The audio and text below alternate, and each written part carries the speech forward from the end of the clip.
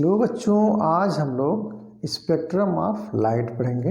इसमें आप देखेंगे कि लाइट में कौन कौन से स्पेक्ट्रम होते हैं, यानी इलेक्ट्रोमैग्नेटिक स्पेक्ट्रम। आइए देखते हैं स्पेक्ट्रम ऑफ लाइट।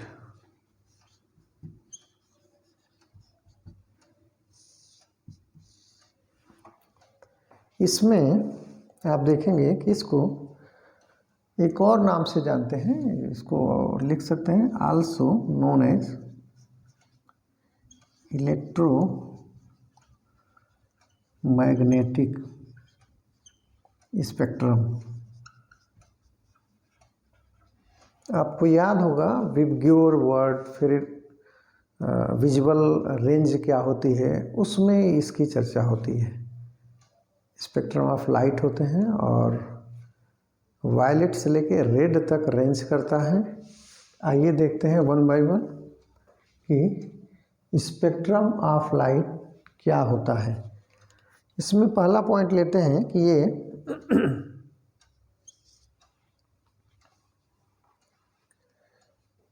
कि लाइट इज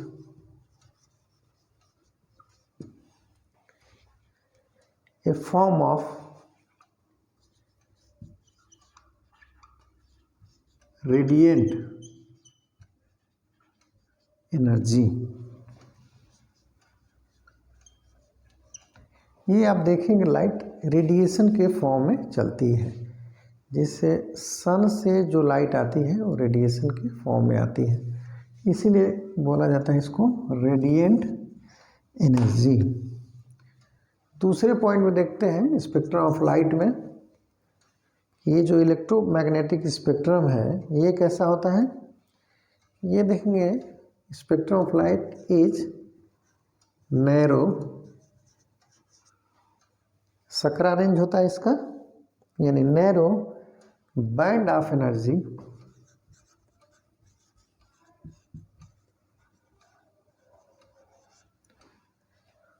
एक तरह से नैरो बैंड ऑफ एनर्जी का होता है within the continuous, लगातार यानी नैरो और कंटिन्यूअस इलेक्ट्रोमैग्नेटिक स्पेक्ट्रम।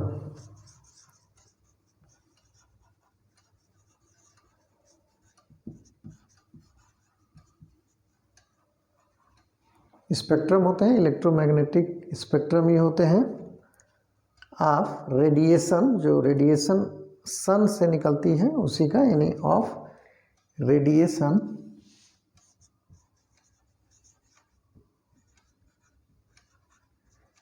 इमिटेड, वो रेडिएशन जिसका एमिशन सन से होता हो, यानी लाइट सोर्स। सन क्या है? लाइट सोर्स है, यानी एमिटेड बाय द सन।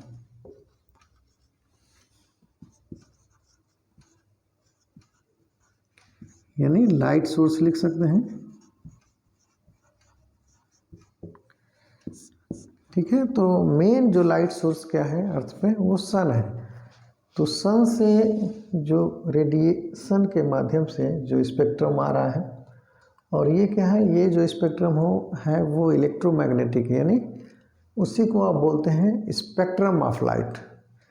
इसमें आप देखेंगे कि अनेक प्रकार के कलर डेवलप होते हैं, यानी इसी में आगे आप एक पॉइंट दे सकते हैं।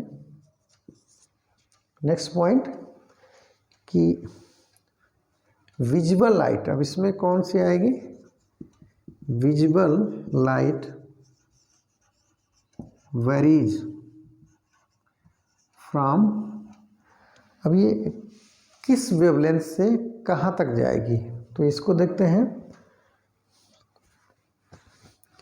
380 नैनोमीटर से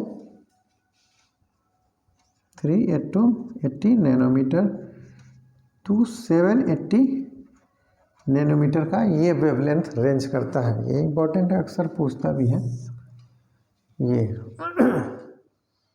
और इसमें जो सबसे शॉर्टेस्ट होता है वेवलेंथ वो इधर का होता है विजुअल रेंज में, और सबसे लॉन्गेस्ट वेवलेंथ ही है। शॉर्टेस्ट में आप देखेंगे विजुअल का रहेगा वायलेट, और ये लॉन्गेस्ट का रेड। इसलिए आप देखे होंगे कि जो भी सिग्नल बनाए जाते हैं या खतरे का निशान होता है वो रेड से होता है। ठीक है, रेड कलर का वेवलेंथ अधिक होने की वजह से वो दूर से दिख जाता है, और ये जो शॉर्ट वेवलेंथ के जो लाइटें होती हैं वो दूर से नहीं दिखती हैं। इसलिए आप देखेंगे डेंजर चूँकि पहले ही पता चल जाए तो अच्छा, इसीलिए रेड सिग्नल बनाए जाते हैं। तो ये एक जीके का क्वेश्चन टाइप का हो गया। फिर नेक्स्ट देखते हैं, नेक्स्ट पॉइंट ले लेते हैं कि shortest to longest wavelength spectrum of light में शॉर्टेस्ट टू लॉन्गेस्ट वेवलेंथ। अब इसमें देखेंगे शॉर्टेस्ट टू लॉन्गेस्ट वेवलेंथ में 380 से 780 तक जाता है। तो वन बाय वन देखते हैं, जिसमें वायलेट का देखते हैं। पहले वायलेट का लिख लेते हैं।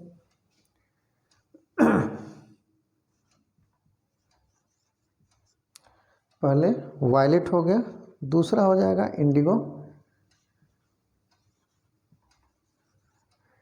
तीसरा आपका विबग्योर, ब्लू हो जाएगा विबग्योर, फिर ग्रीन हो जाएगा, दिख रहा होगा, फिर येलो, फिर ऑरेंज,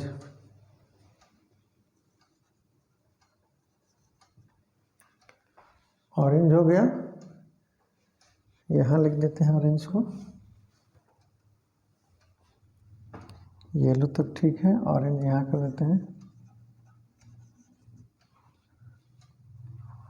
रेड हो जाता है।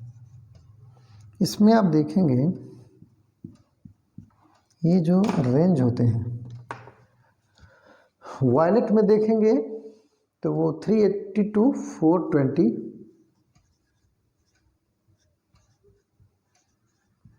नैनोमीटर का हो जाता है। फिर 420 से 440 इंडिगो हो जाता है, 420 टू 440 इंडिगो हो जाता है। फिर ब्लू देखेंगे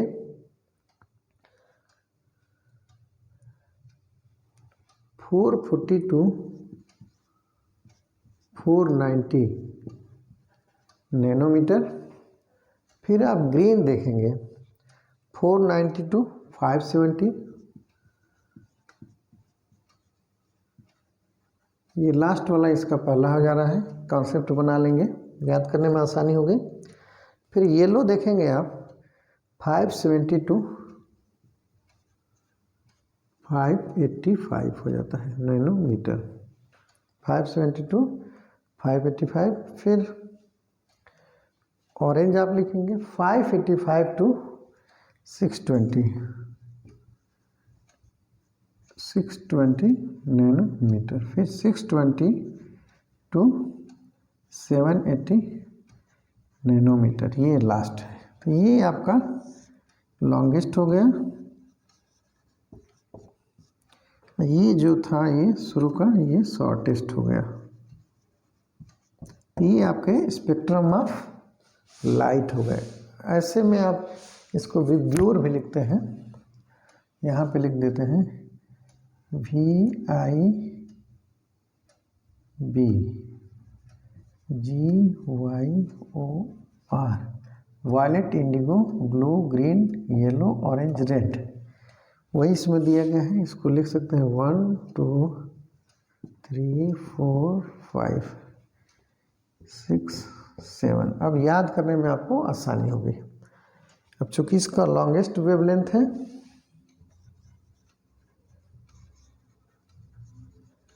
ये शॉर्टेस्ट वेवलेंथ है, ठीक है।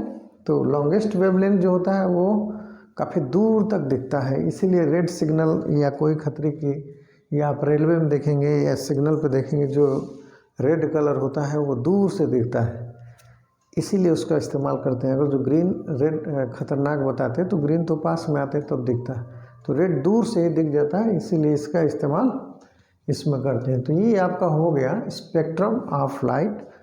और इससे रिलेटेड कोई भी क्वेश्चन हो तो आप बेझिझक पूछेंगे, और इसमें तो डाउट क्लियर ही हो गए होंगे, कोई डाउट नहीं होगा। और मेन सोर्स जो है वो सन है, यानी लाइट सोर्स, और वहाँ से क्या निकलता है मिशन इलेक्ट्रोमैग्नेटिक स्पेक्ट्रम।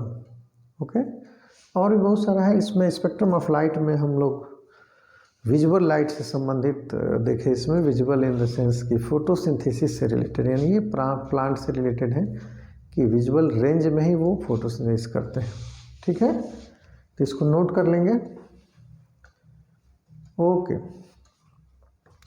थोड़ा इनका भी ध्यान दीजिए, और ये क्या कर रहे हैं थोड़ा देखिए।